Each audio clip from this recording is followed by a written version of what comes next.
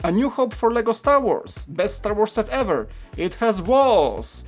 I've seen many tags or labels towards the Mos Eisley Cantina set, but one thing is for sure, the cool factor is strong with this one. Hello everyone, welcome to the Cool Factor, this is Mike. Let's talk about the Mos Eisley Cantina. I know, you've seen the leaks.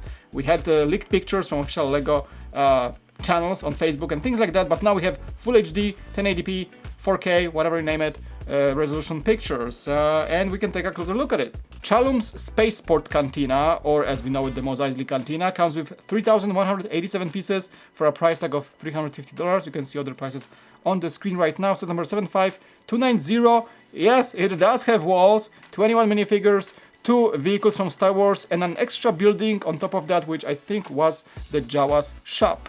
Now the interesting story here is that the set is marked 18+ as the latest sets for that collectability go, but it's still marked as the Master Builder series. As we know, the Master Builder series is the line of location-based sets that was supposed to be more like a child-friendly, kind of like a playable set to get you into the Star Wars world, like we had with the first of the series, the Betrayal at Cloud City, some time ago. And this was clearly marked for ease of play and more, playable, less visual features. But this seems to be a Master Builder series set that is aimed towards adults. So that's something to distinguish right away from the box and from the marking, from the branding. We have the iconic Ubrikian 9000 transport pod, and also the second vehicle would be the Sorosab V35, which is introduced into LEGO World for the first time. The build looks quite awesome, honestly. That mentioned Java shop in the back. I think Kabe is standing there. And a ton of minifigures you can see on the box. The dual Sons of Tatooine are present, so they really blend well together with the blackness of the box. I like it. Dewback, water evaporators, everything that's supposed to be there is there. And you gotta say that the glossiness, that imitated glossiness of the surface of the box really gives that elegance that you're looking for in a $350 set. Inside we of course have the iconic U-shaped bar with Wucher behind it, the kind of a grumpy bartender right there, all the pipes with a lot of drinks that were served in the cantina, and the set actually opens up to provide much of a bigger footprint and give you access to all those little nooks and crannies and all those little sitting patron places where you can enjoy your drink in not so nice of a place. We have, of course, the famous place where Han shot first. Come on, let's be real here. It's all there, and all the other places are there. So there's a lot of detail. I think you can also remove the tops or the rooftops in certain places to access even more places inside the cantina. There is the place for the band. And I think it's just gonna be a great set to play. So actually it does have the play feature a lot, but when you close it, it offers that display value that AFOs like me are looking forward to the most. The bottom of the box shows the famous, of course, Greedos and Han not so friendly meeting, it's everything is there, everything's there. Let's go through the awesome 21 minifigures real quick. We have Dr. Cornelius Evazan with his, of course, disfigured face. He was kind of like a plastic surgery doctor inside the universe. He was the one who also confronted Obi-Wan in that famous scene, and the printing for his torso is also looking pretty accurate with some chest hair in there as well. Garin Dan is gonna be a super awesome exclusive minifigure. He's wearing the Imperial outfit because he was serving as a spy of sorts during that time, and I wonder if that mask of his, that very unique mask for that species, will be sort of like an attachment to the face or to the minifigure's head, or will that be a full mold attached to the minifigure's torso? I kind of want to see how it goes, but it seems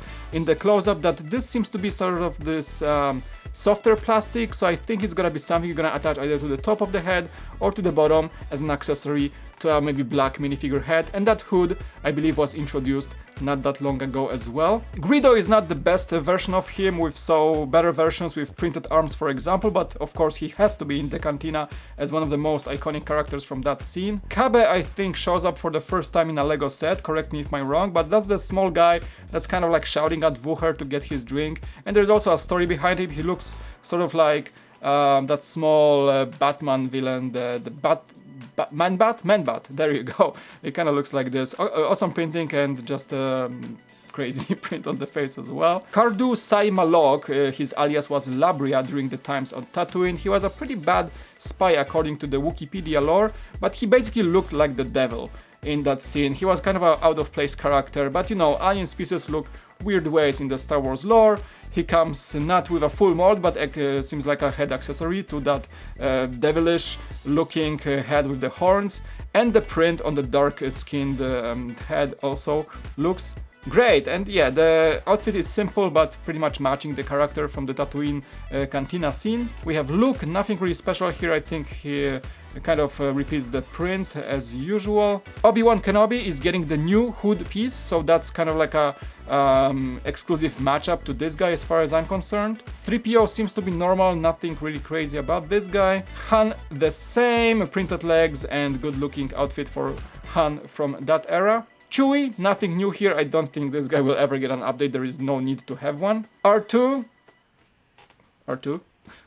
The Sand Trooper Commander and the Sand Trooper seem to be also the not very updated versions of the previous guys. We got one Jawa, also easy guy to get in many other places. We have the iconic trio, actually I think there were 7 of them in the original Cantina scene, of modal nodes. The Bith is the species, and yeah, they come with different instruments as you would expect. Momau Nadon, that's Ithorian species, and the head mold I think might be exclusive. I don't remember having ever this guy in a Star Wars minifigure, but yeah, of course very accurate, quite a unique anatomy for those aliens, and yeah, he does come with awesome scarf print and some belt with just little things, simple outfit, but and also printed toes. You gotta mention the printed toes. Good minifigure, and if he's exclusive, that's even better. We have Ponda Baba, Dr. Evazan's partner in crime, and also quite a screen appearance for the first time, confronting Obi-Wan Kenobi. Yeah, great head mold with a really unique alien look, and yeah, he does have the same jacket from that scene. Just that head mold will be very unique. So the Cantina delivers in those as we, you know, wish to have as many aliens as possible from that scene. I think Lego is really delivering on that one here. The last of the aliens is Saurin. I think his name was Gillas if I looked up properly on Wikipedia.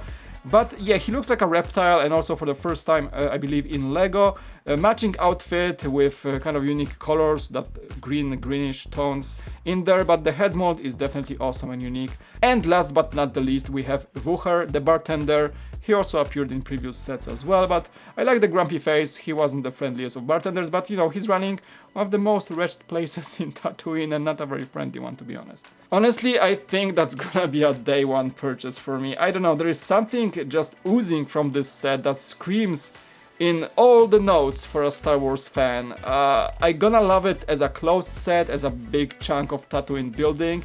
You know, it's not maybe the prettiest to look at, but legendary status of this place just really makes me want to have it. And after it's opened, it provides a ton of, you know, playability, role-playing. You can display it on the shelf as a full open set. You can kind of close it off.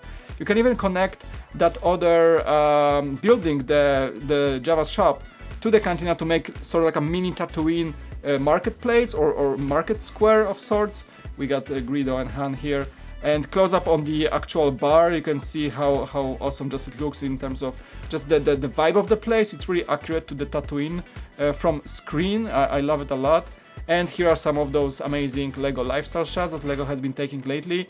You can see the set takes quite a footprint with the minifigures, just a bit of a crowd here, definitely. And yeah, I mean, it just looks great on any table whatsoever. And that is the look from the top when you actually connect that parts shop to the Cantina. There is a spot to it right outside, so you get yourself again at Tatooine Street. You can add some extra water evaporators, you can add some you know, your own things, or maybe from smaller sets in the past that were having the Tatooine theme, and you can get yourself you know, a full-on Mos Eisley spaceport if you want to, and play along with it. A closer look on that Sorosub V35 speeder, awesome vehicle to just add on top of everything awesome in this set. I really like the look of the engines, by the way, pretty awesome looking. And just a closer shot at that parts shop, which can be a set on its own. It's just so detailed and well looking.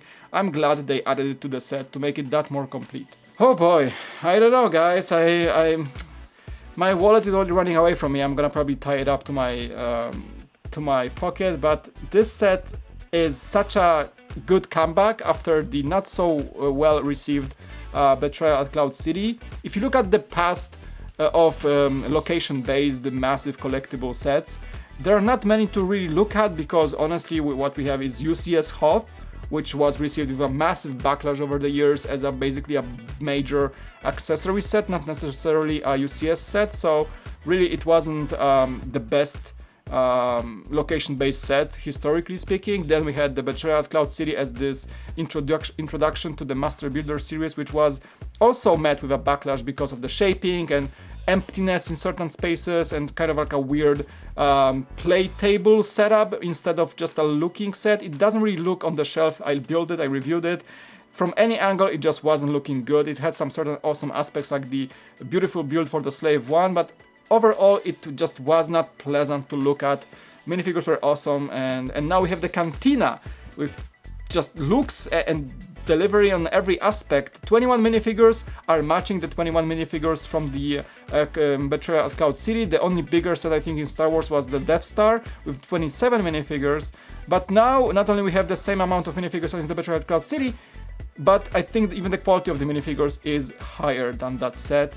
And the set overall also delivers much more for the price. And I mean, I cannot wait to check it out in close, in person. Alright, what are you thinking, guys? Let me know in the comment section below what you think. I really want to see your hype or non-hype about this set. I'm certainly hype. I cannot really wait to get my hands on one of these. It's gonna be great. I don't really mind not having a display space right now because I'm gonna find a way to get it on display whenever possible. Thank you so much for watching. Again, leave a comment, like, subscribe, and do all these things that YouTubers like me ask you to do. And I hope to see you in the next Cool Factor video. Bye!